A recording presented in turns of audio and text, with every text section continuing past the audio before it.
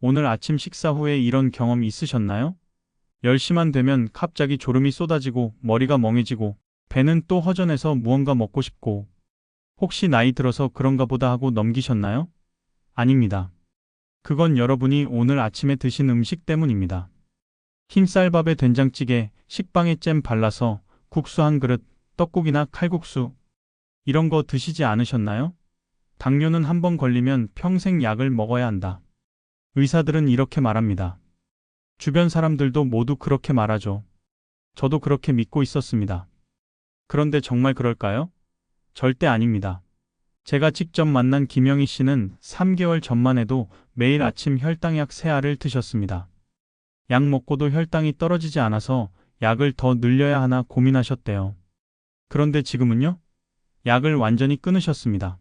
그리고 박철수 씨, 이분은 당화혈색소가 7.2였어요.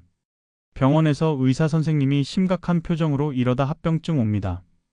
눈도 안 좋아지고 신장도 나빠집니다 라고 하셨대요. 그런데 지금은 5.8입니다. 완전히 정상 수치로 돌아오셨어요.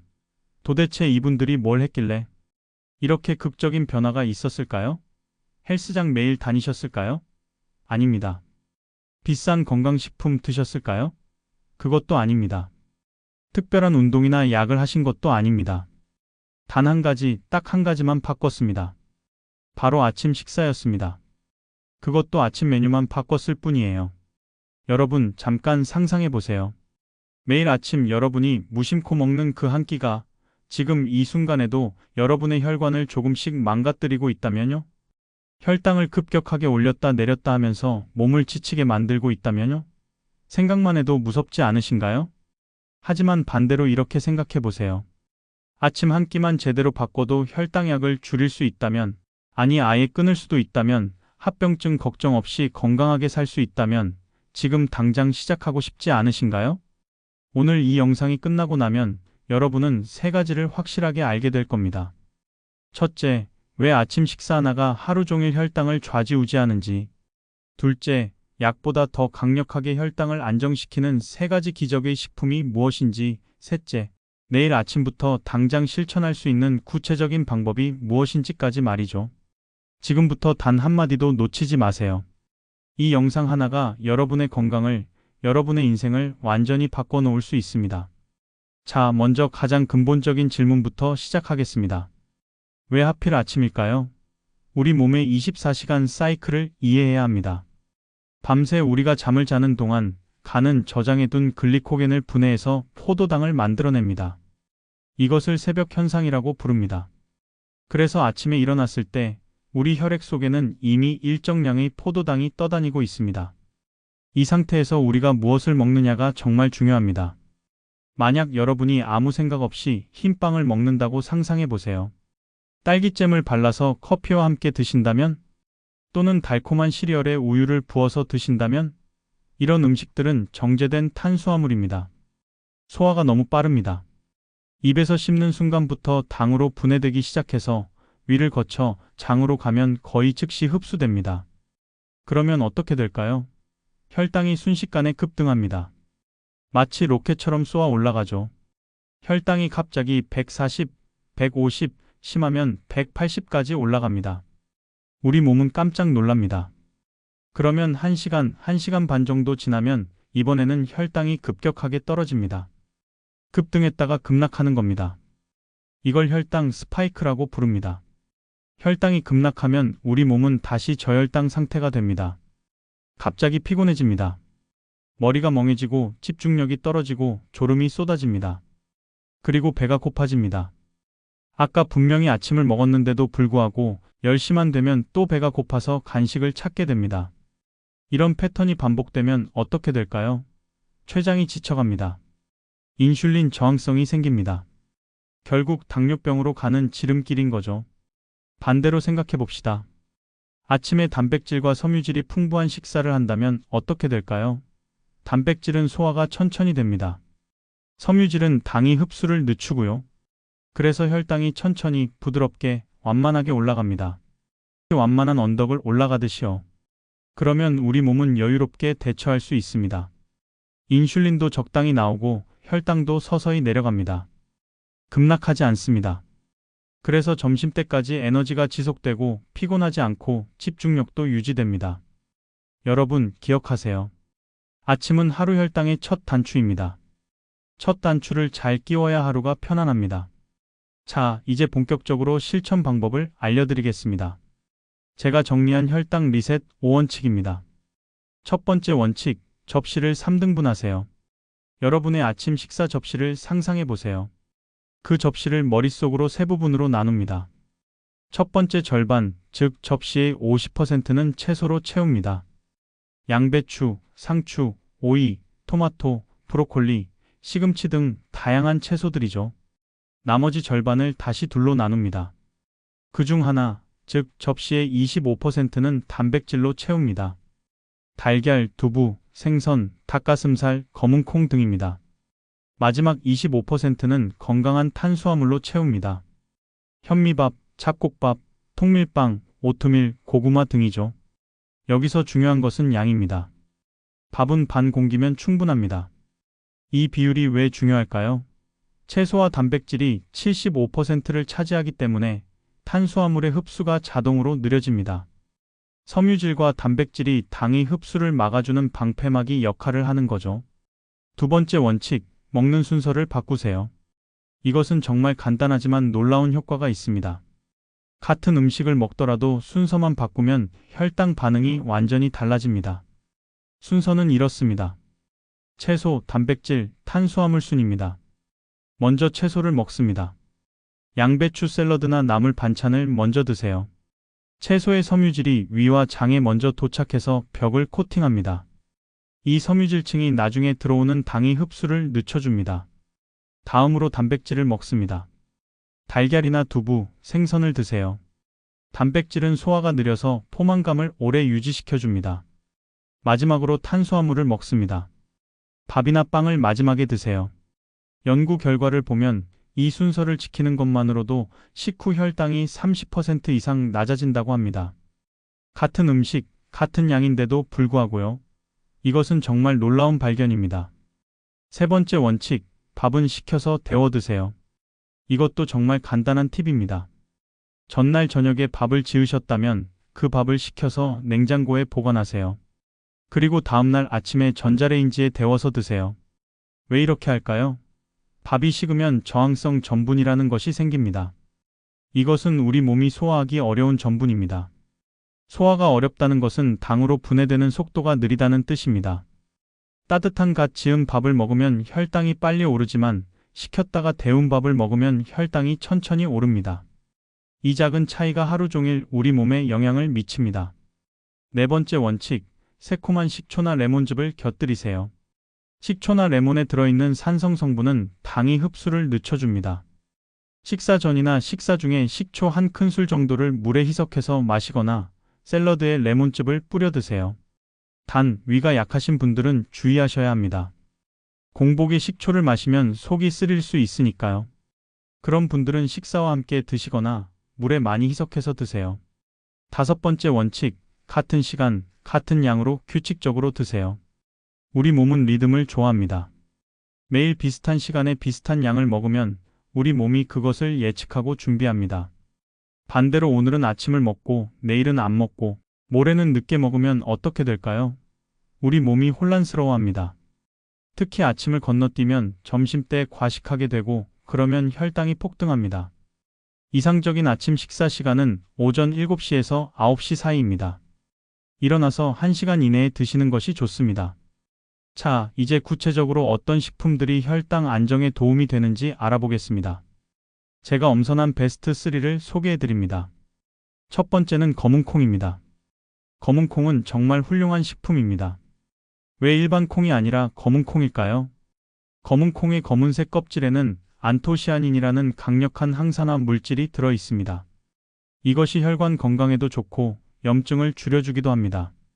하지만 검은 콩이 혈당 관리에 좋은 진짜 이유는 따로 있습니다.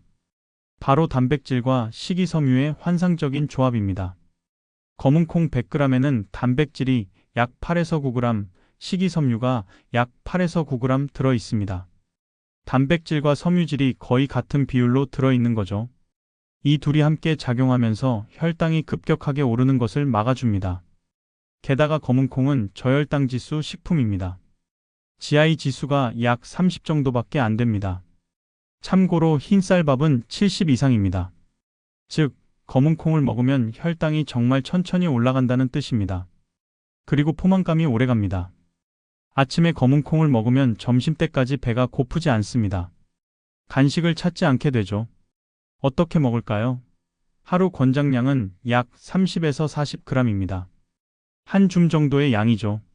가장 간단한 방법은 밥을 지을 때 섞는 겁니다. 현미나 흰쌀에 검은 콩을 넣고 잡곡밥을 지으세요. 그러면 밥의 혈당 지수가 낮아집니다. 또 다른 방법은 샐러드에 올리는 겁니다. 삶은 검은 콩을 양배추 샐러드 위에 뿌려 드세요. 맛도 고소하고 식감도 좋습니다. 여러분 기억하세요. 밥 한 숟갈 줄이고 콩 한 숟갈 더. 이 작은 습관이 여러분의 혈당을 안정시켜줍니다. 두 번째는 양배추입니다. 양배추는 제가 섬유질의 여왕이라고 부르는 채소입니다. 양배추 100g에는 식이섬유가 약 2에서 3g 들어있는데 칼로리는 겨우 25kcal 밖에 안 됩니다. 저칼로리 고섬유질 식품인 거죠. 양배추의 식이섬유는 수용성과 불용성이 모두 들어있습니다. 수용성 섬유질은 물에 녹아서 젤 같은 형태가 되는데 이것이 위와 장에서 당이 흡수를 늦춰줍니다. 그리고 양배추에는 유황 화합물이 들어있습니다. 이것이 위벽을 보호해줍니다. 속쓰림이 있거나 위염이 있으신 분들에게도 좋습니다. 가장 중요한 것은 양배추를 식사 전에 먹으면 혈당이 훨씬 완만하게 올라간다는 점입니다. 어떻게 먹어야 할까요? 양배추를 깨끗이 씻어서 채 썰어 샐러드로 드세요. 생으로 먹을 때 섬유질과 영양소가 가장 잘 보존됩니다. 드레싱은 간단하게 만드세요. 레몬즙 한 작은술, 들기름이나 올리브유 한 작은술, 소금 한 꼬집이면 충분합니다. 생으로 먹기 힘드시다면 살짝 데쳐서 드세요. 끓는 물에 30초에서 1분 정도만 데치면 됩니다. 너무 오래 익히면 영양소가 파괴되니까요. 제 추천은 식사 첫 순서로 양배추를 드시는 겁니다. 상에 밥과 반찬이 나왔다면 가장 먼저 양배추 샐러드를 한 접시 드세요. 정말 간단하죠? 세 번째는 오트밀입니다. 오트밀은 착한 탄수화물의 대표입니다. 탄수화물인데도 불구하고 혈당을 천천히 올립니다. 어떻게 이런 일이 가능할까요? 오트밀에는 베타글루칸이라는 특별한 수용성 섬유질이 들어 있습니다. 이 베타글루칸이 물을 만나면 끈적끈적한 젤 형태가 됩니다. 이것이 위와 장에서 당이 흡수를 늦춰줍니다.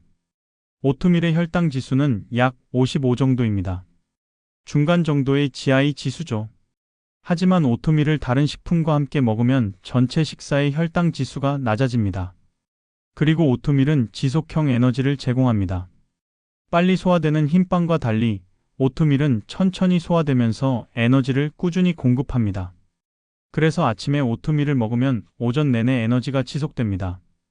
어떻게 고를까요? 오트밀에도 종류가 많습니다. 가장 좋은 것은 스틸컷 오트나 롤드 오트입니다. 이것들은 가공이 덜 된 통귀리입니다. 가공이 덜 될수록 혈당 지수가 낮습니다. 피해야 할 것은 인스턴트 오트밀입니다. 특히 설탕이나 향이 첨가된 제품은 절대 피하세요. 이제 구체적인 레시피를 알려드리겠습니다. 제가 추천하는 3가지 황금 아침 식단입니다. 첫 번째는 검은콩 오트밀죽입니다. 재료는 정말 간단합니다. 오트밀 40g, 삶은 검은콩 30g, 양파 조금, 버섯 23개, 물 300ml, 소금 약간, 달걀 1개를 준비하세요.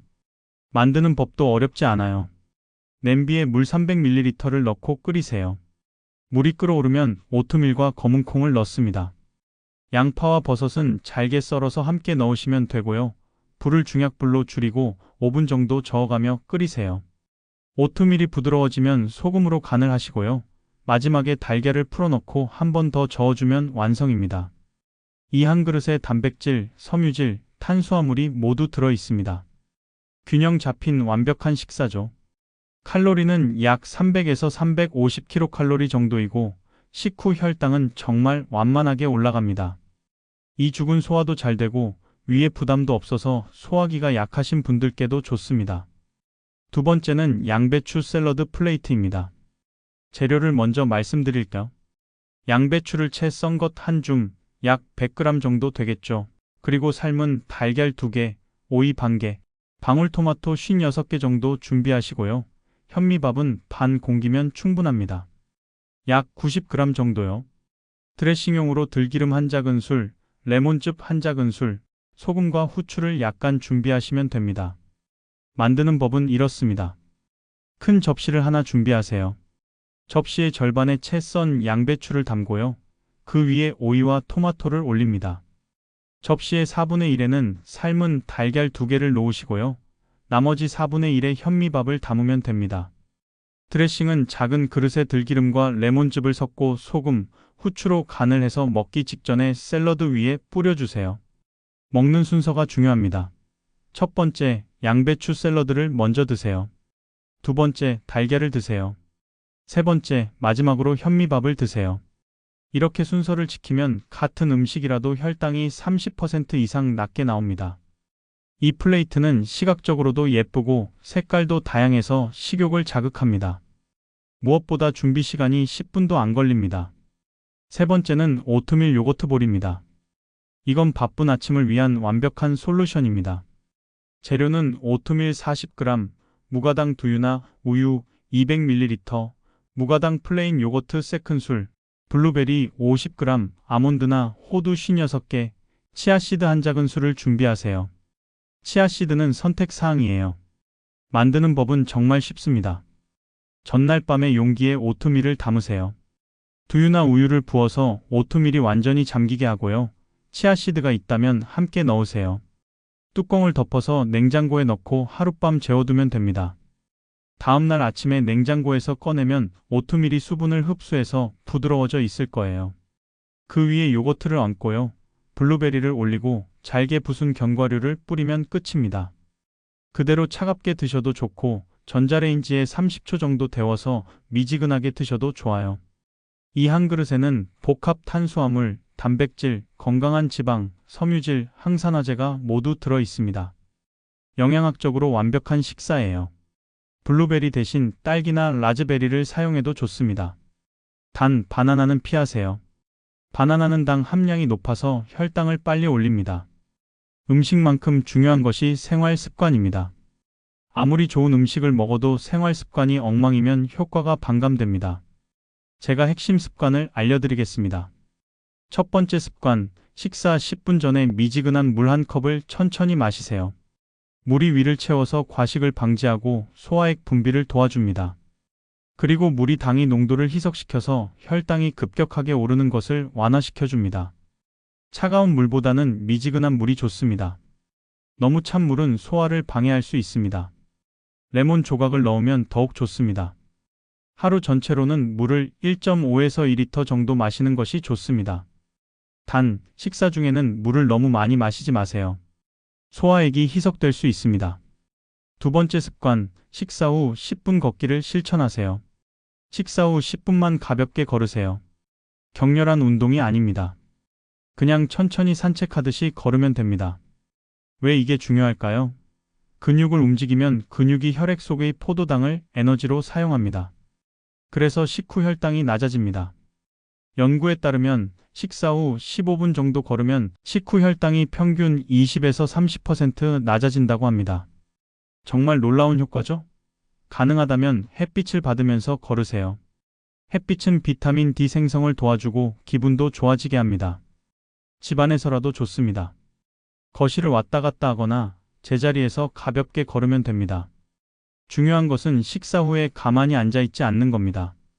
세 번째 습관, 음료나 주스 대신 차를 드세요. 녹차, 보이차, 허브티, 둥글레차 등이 좋습니다. 물에 레몬 조각이나 오이 슬라이스를 넣어도 좋습니다. 커피를 드신다면 블랙커피나 무가당 아메리카노로 드세요. 설탕이나 시럽은 절대 넣지 마세요. 우유를 넣고 싶다면 무가당 두유나 저지방 우유를 조금만 넣으세요. 처음에는 맛이 심심하게 느껴질 수 있습니다. 하지만 2주만 견디면 입맛이 바뀝니다. 그 다음부터는 단 음료가 오히려 너무 달게 느껴집니다. 네 번째 습관, 7에서 8시간 숙면을 취하세요. 수면과 혈당이 무슨 관계가 있을까요? 아주 밀접한 관계가 있습니다. 수면이 부족하면 스트레스 호르몬인 코르티솔이 증가합니다. 코르티솔은 혈당을 올립니다. 그리고 인슐린 저항성이 생깁니다. 즉, 같은 양의 인슐린으로는 혈당을 내리지 못하게 되는 거죠. 또한 수면이 부족하면 식욕이 증가합니다. 특히 단 음식과 탄수화물을 찾게 됩니다. 이것은 호르몬 때문입니다. 렙틴이 감소하고 그렐린이 증가해서 배고픔을 더 많이 느끼게 됩니다. 실제로 연구를 보면 하루 5시간만 자는 사람은 7시간 자는 사람보다 공복 혈당이 평균 10에서 15mg/dL 높다고 합니다. 이상적인 수면 시간은 7시간에서 8시간입니다. 매일 비슷한 시간에 자고 비슷한 시간에 일어나세요. 수면의 질도 중요합니다. 침실은 어둡고 조용하고 시원하게 유지하세요. 자기 한두 시간 전에는 스마트폰, 컴퓨터, TV를 보지 마세요. 블루라이트가 수면 호르몬인 멜라토닌 분비를 방해합니다. 잠들기 2~3시간 전에는 과식하지 마세요. 배가 너무 부르면 잠들기 어렵습니다. 대신 따뜻한 우유나 허브티 한 잔은 도움이 됩니다. 5번째 습관, 배의 80%만 채우세요. 배가 완전히 부를 때까지 먹지 마세요. 80% 정도 찼다고 느껴질 때 숟가락을 내려놓으세요. 일본 오키나와 사람들은 하라아치부라는 원칙을 실천합니다. 배의 80%만 채운다는 뜻입니다. 오키나와는 세계에서 100세 이상 장수 인구 비율이 가장 높은 지역으로 유명하죠. 이 원칙이 장수의 비결 중 하나입니다. 80%에서 멈추면 과식을 방지할 수 있고 소화도 편안하고 혈당도 안정적으로 유지됩니다. 처음에는 어려울 수 있습니다. 아직 더 먹을 수 있는데라는 생각이 들 겁니다. 하지만 20분만 기다려보세요. 그러면 이제 충분히 먹었구나라고 느끼게 됩니다. 우리 뇌의 포만 신호가 도착하는데 시간이 걸리기 때문입니다. 실제로 위가 음식으로 가득 찼다는 신호를 보내도 그 신호가 뇌에 도달해서 포만감을 느끼기까지는 15에서 20분이 걸립니다. 그래서 천천히 먹고 80%에서 멈추는 것이 중요합니다. 이 습관들 하나하나는 아주 작은 것들입니다. 하지만 이것들이 모이면 엄청난 힘이 됩니다. 속도를 늦추면 혈당도 따라 안정됩니다. 천천히 먹고 천천히 움직이고 규칙적으로 생활하면 우리 몸도 그 리듬을 따라갑니다. 여러분이 이 습관들을 실천하면 처음 일주일은 조금 불편할 수 있습니다. 새로운 것을 시작하면 항상 그렇죠. 하지만 2주가 지나면 조금씩 익숙해집니다. 3주가 지나면 자연스러워집니다. 그리고 한 달이 지나면 이것들이 여러분의 일상이 됩니다. 더 이상 노력하지 않아도 자동으로 실천하게 됩니다. 그때가 되면 여러분의 몸도 변화를 느낄 겁니다. 여러분의 건강한 변화를 진심으로 응원합니다. 오늘도 건강하고 따뜻한 하루 보내세요. 다음 영상에서 또 만나요. 감사합니다. 구독과 좋아요는 더 좋은 건강 정보를 만드는 힘이 됩니다.